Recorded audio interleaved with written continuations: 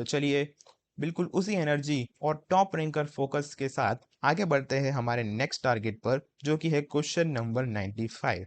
जैसा कि आपने स्पेसिफिकली देखा कि एक्सपेरिमेंटल क्वेश्चंस किस तरह फ्रेम होते हैं और एक्सपेरिमेंटल क्वेश्चंस कितने इंपॉर्टेंट होते हैं इन पार्ट सी को डिकोड करने के लिए। तो ये है हमारा एक बहुत ही बेसिक एक्सपेरिमेंटल क्वेश्चन। सबसे पहले इसके ओरिजिन को देखते हैं। ये क्वेश्चन डायरेक्टली आपकी यूनिट 3 फंडामेंटल प्रोसेस यानी डीएनए रेप्लिकेशन और यूनिट 13 मेथड्स इन बायोलॉजी का इंटरसेक्शन से लिया गया है। यहाँ एग्जामिनर टेस्ट कर रहा है कि क्या आपको रेप्लिकेशन, ओरिजिन मैपिंग और रेस्ट्रिक्शन डाइजेशंस के विजुअल डेटा को इंटरप्रेट करना आता है या नहीं। इस इलेक्ट्रॉन माइक्रोग्राफ डाटा को डिकंस्ट्रक्ट करने के लिए हमें लाइंस और बबल्स के पैटर्न को ब्लाइंडली नहीं देखना, बल्कि एक स्पेसिफिक ट्रैकिंग रूल फॉलो करना है। पहला, काउंट द इनिशियल बबल्स। यह आपको बताएगा कि कितने ओरिजिन्स है। Then track the edges of the bubble over time. ये आपको डायरेक्शनलिटी यूनिडायरेक्शनल है या बाई डायरेक्शनल है वो बताएगा। Then track the centre of the bubble. ये आपको कंफर्म करेगा कि फोक सेम स्पीड से मूव कर रहे हैं या नहीं। हमें हर ऑर्गेनिज्म पी और क्यू पर ये ट्रैकिंग रूल वर्टिकली अप्लाई करना है, टॉप से बॉटम तक। क्योंकि ये एक एक्सपेरिमेंट बट क्वेश्चन है, चलिए इसके पीछे के एक्सपेरिमेंट लॉजिक को विजुलाइज करते हैं। पहली बात करते हैं सेटअप की। ये एक सर्कुलर डीएनए जीनोम है। हमने एक ऐसी रिस्ट्रिक्शन एग्जाम डाली है जो उस सिर्फ एक बार कट ओनली वंस करेगी। इसका मतलब ये है कि सर्कुलर रिंग अब एक सीधी लाइन यानी लीनियर फ्रेगमेंट बन चुकी है। अब बात करते हैं finding the number of origin. अगर डीएनए पर एक पॉइंट से रेप्लिकेशन शुरू होता है तो वहां दो स्ट्रैंड्स ओपन होते हैं और एक बबल बनती है। दोनों डायग्राम पी और क्यू में हम क्लियरली देख सकते हैं कि शुरुआत में सिर्फ एक ही बबल फॉर्म हो रहा है। अगर दो ओरिजिन्स होते तो इनिशियली दो अलग अलग बबल दिखते जो बाद में मर्ज होते। तो ये कंफर्म है कि दोनों ऑर्गेनिजम्स में वन रेप्लिकेशन ओरिजिन है। अब बात करते हैं decoding the directionality, unidirectional replication और बाई डायरेक्शनल रेप्लिकेशंस। इन दोनों के बारे में बात करते हैं। तो पहले बात करते हैं यूनिडायरेक्शनल में। तो अगर रेप्लिकेशन एक ही डायरेक्शन में चलता तो ओरिजिन वाला पॉइंट फिक्स रहता, यानी बबल का एक एंड अपनी जगह से बिल्कुल नहीं हिलता है, सिर्फ दूसरा एंड आगे बढ़ता है। यह है यूनिडायरेक्शनल रेप्लिकेशन। अब बात करते हैं बाई डायरेक्शनल रेप्लिकेशन। अगर रेप्लिकेशन दोनों डायरेक्शन में चलता है तो बबल के साथ दोनों end left end right replication fork बाहर की तरफ मूव करेंगे। इस केस में बबल का जो सेंटर पॉइंट होता है वो हमेशा एक स्ट्रेट वर्टिकल लाइन में फिक्स रहता है। Applying the logic to our micrograph. Organism Q यहाँ बिल्कुल सेंटर में बना है। ध्यान से देखिए, जैसे जैसे बबल बड़ा हो रहा है उसका लेफ्ट एज और लेफ्ट में जा रहा है और राइट एज और राइट में जा रहा है। बबल का सेंटर बिल्कुल अपनी जगह पर फिक्स है। ये परफेक्टली बाई डायरेक्शनल रेप्लिकेशन का एग्जाम्पल है, जहां ओरिजिन रिस्ट्रिक्शन साइट से ठीक अपोजिट था। So statement C is true and D is false. अब बात करते हैं ऑर्गेनिज्म P। यहाँ सेंटर में बबल नहीं, थोड़ा सा राइट साइड में बना है, लेकिन यहाँ भी सेम रूल अप्लाई होता है।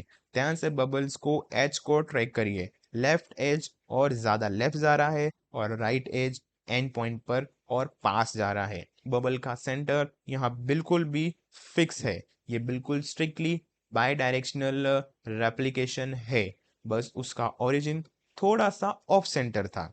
सो statement B is true and A is false.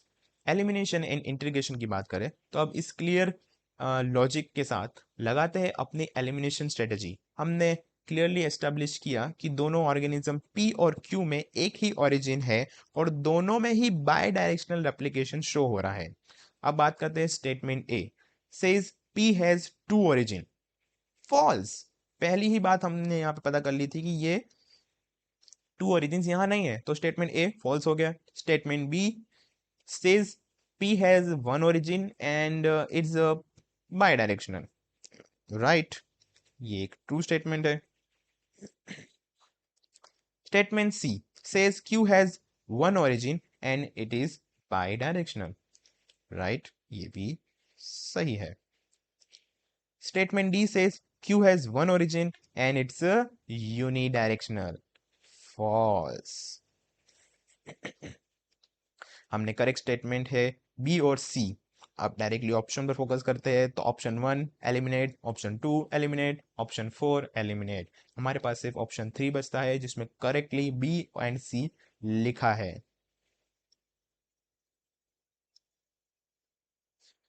Right answer is automatically option 3। इस माइक्रोग्राफ क्वेश्चंस में एग्जामिनर ने एक बहुत classical visual evolution trap set किया है। एग्जामिनर जानता है कि जब स्टूडेंट ऑर्गेनिज्म पी का ऑफ सेंटर बबल देखते हैं जहां right fog and and point पर जल्दी पहुंच जाता है, तो उन्हें लगता है कि ये एसिस्टेमेट्रिकली लग रहा है और पक्का यूनिडायरेक्शनल होगा। उन्होंने एसिमेट्रिकली प्लेस्ड ओरिजिन का फायदा उठाकर आपको डायरेक्शनलिटी के गलत कंक्लूजन पर पुश करने की कोशिश की है। अब बात करते हैं एस्केप रूट की।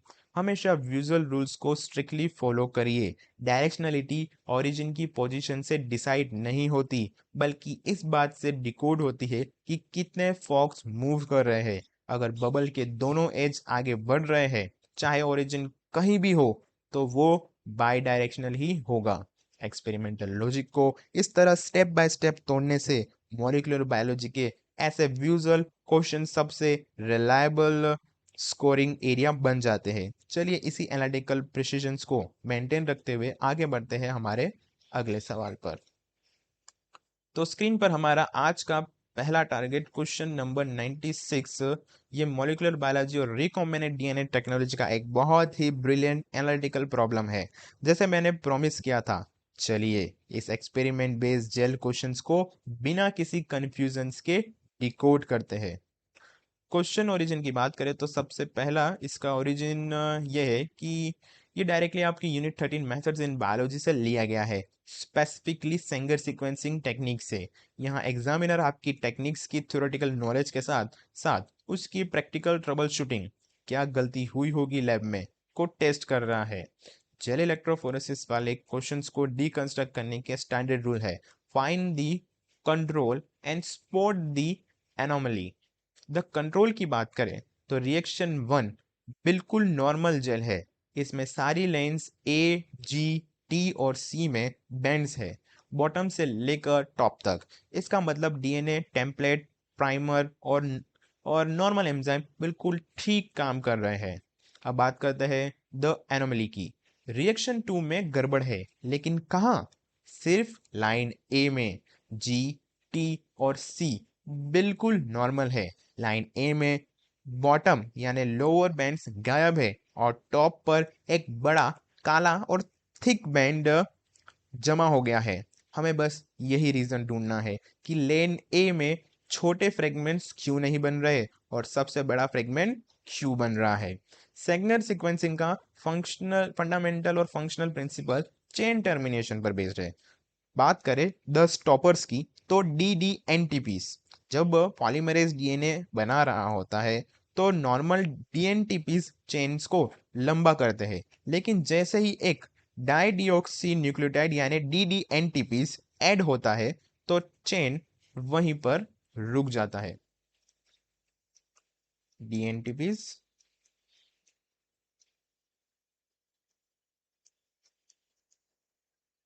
प्रोग्रेस यानी कि वो चेन आगे बढ़ती रहेगी, पर जब DDNTPs आती है तो होता है टर्मिनेशन। इसलिए सेंगर सीक्वेंस को चेन टर्मिनेशन रिएक्शन भी कहते हैं। अब बात करते हैं बॉटम वर्सेस टॉप बैंड की। अगर चेन जल्दी रुक जाए तो छोटे फ्रेगमेंट्स बनेंगे जो जेल में सबसे नीचे आएंगे। अगर चेन देर से रुके तो बड़े फ्रेगमेंट्स बनेंगे जो जेल में ऊपर रह जाएंगे। अब बात करते हैं the problem in lane A. Reaction 2 की लेन ए जल्दी ही रुकना और बैंड हो गई है। चेन लंबी बनती चली गई और बहुत देर बाद जाकर रुकी है, इसलिए वो टॉप पर एक थिक बैंड बना रही है। अब बात करते हैं साइंटिफिक रीजन की। चेन टर्मिनेट क्यों नहीं हुई? क्योंकि उस मिक्सचर में चेन को रोकने वाला स्टॉपर यानी DD-ATP बहुत ही कम यानी लो कंसंट्रेशन में था। पॉलीमरेज को रुकने का सिग्नल ही नहीं मिला, इसलिए अर्ली स्टेजेस में वो वहीं रह गई और एक थिक बैंड बना दिया। अब इस सॉलिड ट्रबल शूटिंग लॉजिक के साथ स्टेटमेंट को चेक करते हैं और एलिमिनेशन स्ट्रेटेजी यूज करते हैं। स्टेटमेंट ए कहता है कि टेम्पलेट में 5 रीजन्स के पास ए बेसिस नहीं है। अगर ऐसा होता तो रिएक्शन 1 जो कि हमारे कंट्रोल है में भी बॉटम बैंड नहीं दिखते, पर वहां पर तो दिख रहे हैं, तो statement A is false. Statement D कहता है कि कंसंट्रेशन ऑफ DDTTPs बहुत टाइट थे। अगर DDTTPs का इशू होता तो फर्क लेन टी में पड़ता, पर लेन ए में नहीं। So statement D is completely false. अब बात करते हैं स्टेटमेंट सी की। कहता है कि सेकेंड रिएक्शन में concentration of DD-ATPs is very low. ये बिल्कुल हमारे एक्सपेरिमेंट लॉजिक से 100% मैच करता है। स्टॉपर कम था, इसीलिए तो अर्ली टर्मिनेशन नहीं हुआ। So statement C is true. अब डायरेक्टली ऑप्शंस पर फोकस करते हैं। हमें पता है कि सिर्फ स्टेटमेंट सी सही है, तो ऑप्शन 1 में ए, डी और बी है, तो एलिमिनेट द ऑप्शन 1। ऑप्शन 2 में बी सी है, so eliminate option 2। Option 3 D only, ये भी एलिमिनेट। हमारे पास सिर्फ ऑप्शन 4 बचता है जो डायरेक्टली कहता है सी ओनली। राइट आंसर बिना किसी सेकंड थॉट के ऑप्शन 4 बन जाता है।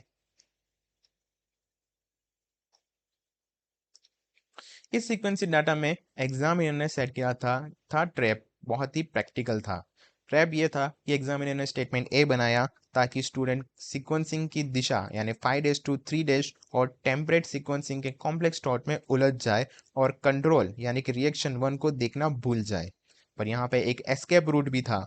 एक्सपेरिमेंटल बायोलॉजी का सबसे बड़ा रूल है नेवर इग्नोर दी कंट्रोल। अगर कंट्रोल में सब सही चल रहा है तो प्रॉब्लम टेम्पलेट या बायोलॉजिकल मशीन में नहीं है, बल्कि उस स्पेसिफिक ट्यूब में है जिसकी केमिस्ट्री में कंसंट्रेशन ऑफ रिएजेंट या फिर उसके जो कंपोनेंट्स है उसमें हो सकती है। सिंगल सीक्वेंसिंग का ratio problem DNTP versus DDNTP हर साल घूम फिर कर पूछे जाते हैं। अगर आपको स्टॉपर्स का लॉजिक क्लियर है तो जेल हमेशा आपको खुद आंसर बताएगा। चलिए इसी हाई को एक्यूरेसी फोकस के साथ आगे बढ़ते हैं हमारे अगले रिकॉम्बिनेंट DNA टेक्नोलॉजी क्वेश्चंस पर। तो चलिए बिल्कुल उसी हाई एनर्जी और टॉप रैंकर फोकस के साथ आगे बढ़ते हैं हमारे नेक्स्ट टारगेट पर, क्वेश्चन नंबर 97। ये प्लांट फिजियोलॉजी और मेटाबॉलिक इंजीनियरिंग का एक बहुत ही ब्रिलियंट एनालिटिकल प्रॉब्लम है, जहां आपको एक जेनेटिक इंजीनियरिंग की तरह सोचना है। सबसे पहले इसका ओरिजिन देखते हैं। तो ये क्वेश्चन आपको unit 13 methods in biology applied transgenic topic और यूनिट 6 सिस्टम फिजियोलॉजी प्लांट के इंटरसेक्शन से लिया गया है। यहाँ एग्जामिनर टेस्ट कर रहा है कि क्या आप एक मेटाबॉलिक पाथवे के बॉटलनेक को लॉजिकली ट्रबल शूट कर सकते हैं। इस मेटाबॉलिक प्रॉब्लम को डीकंस्ट्रक्ट करने के लिए चलिए इस पाथवे को एक फैक्ट्री की असेंबली लाइन में लाते हैं। पहला बात करते हैं गोल की। हमने प्रोडक्ट डी का प्रोडक्शन बढ़ाना था। और एक्शन की बात करें तो हमने जीन एन जो वर्कर की तरह जेड को डी में कन्वर्ट करता है को ओवर एक्सप्रेशन किया, यानी वर्कर्स बढ़ा दिए। अब बात करें प्रॉब्लम की। वर्कर बढ़ने के बाद भी प्रोडक्ट डी का प्रोडक्शन नहीं बढ़ा, साथ ही दूसरी ब्रांच का प्रोडक्ट ई बिल्कुल नॉर्मल यानी अनचेंज रहा।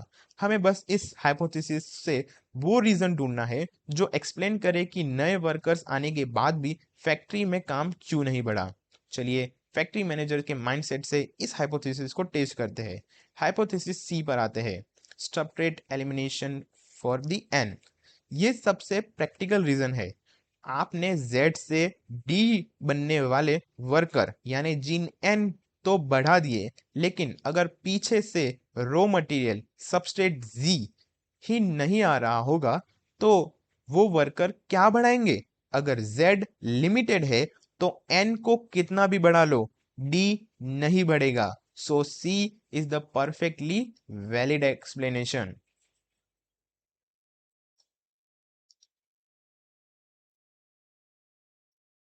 Hypothesis A, feedback inhibition of N by D। Biology में फीडबैक लूप सबसे स्ट्रॉन्ग स्विच होता है। हो सकता है कि थोड़ा सा D बनते ही वो एक्स्ट्रा D जाकर जीन N के एंजाइम को ब्लॉक कर देते हो। अगर प्रोडक्ट ही मशीन को बंद कर रहा हो तो आप कितनी भी नई मशीन लगा लो, प्रोडक्शन एक लिमिट तक बाद नहीं बढ़ेगा। So A is also perfectly valid explanation.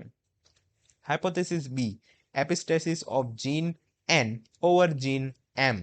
Epistasis का मतलब है एक जीन का दूसरे के पर इफेक्ट को मार्क्स करना या फिर हाइड करना। अगर N और M पर एपिस्टेसिस होता तो M की ब्रांच डिस्टर्ब होती और E का लेवल चेंज हो जाता।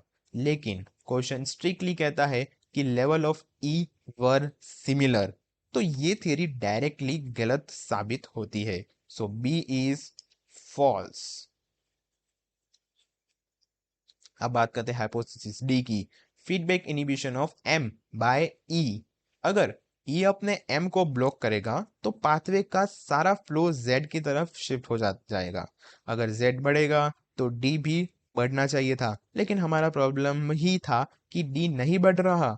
तो ये हाइपोथेसिस हमारे लिए ओवर एक्सप्रेशन को एक्सप्लेन नहीं करता। So D is logically false in that context. Elimination की बात करें, अब इस क्लियर क्रिस्टल फैक्ट्री लॉजिक के साथ लगाते हैं अपनी एलिमिनेशन स्ट्रेटेजी। हमने एस्टेब्लिश कर लिया था कि हाइपोथेसिस बी फैक्चुअली गलत है क्योंकि ई का लेवल नॉर्मल था, तो ऑप्शन वन में बी इंक्लूडेड है, तो option one is eliminated. Option four में भी बी इंक्लूडेड है, तो ऑप्शन फोर भी एलिमिनेटेड। हमने ये देखा कि हाइपोथेसिस डी फ्लो को जेड की तरफ डाइवर्ट करके डी बढ़ाएगा, जो ऑब्जर्वेशन को के अपोजिट है। तो ऑप्शन थ्री में डी इंक्लूडेड है, सो एलिमिनेट ऑप्शन थ्री। देखिए, सिर्फ पाथवे का बेसिक फ्लो समझने से तीन ऑप्शंस बाहर हो गए। हमारे पास ऑप्शन टू बचता है जिसे करेक्टली ए और सी लिखा है। ये हमारी ट्रबल शूटिंग लॉजिक से 100% मैच भी करता है। Right answer is automatically option two. इस क्वेश्चन में एग्जामिनर ने एक बहुत स्मार्ट टेक्निकल ट्रैप सेट किया था। एग्जामिनर ने एपिस्टेसिस स्टेटमेंट बी में जैसे हैवी जेनेटिक टर्म्स एक मेटाबॉलिक डायग्राम वाले क्वेश्चन में डाल दिया। वो चाहता था कि स्टूडेंट पाथवे लॉजिक छोड़कर क्लासिकल जेनेटिक्स के कॉम्प्लेक्स थॉट में उलझ जाए और ओवर थिंकिंग करे। बट यहाँ पर एक एस्केप रूट भी था। हमेशा क्वेश्चंस के डेटा को फाइनल वर्डिक्ट मानिए। क्वेश्चन ने क्लियरली बोला था कि level of E were similar. अगर सिस्टम का एक पार्ट सिमिलर है यानी कि अनडिस्टर्ब है, तो यूज अफेक्ट उसे अफेक्ट करने वाली सारी कॉम्प्लेक्स थियरीज जैसे एपिस्टेसिस वाली वही गलत साबित हो जाती है। तो सिंपल सी बात थी कि एपिस्टेसिस वाला जो ऑप्शन था, ऑप्शन बी, वो गलत ही होगा।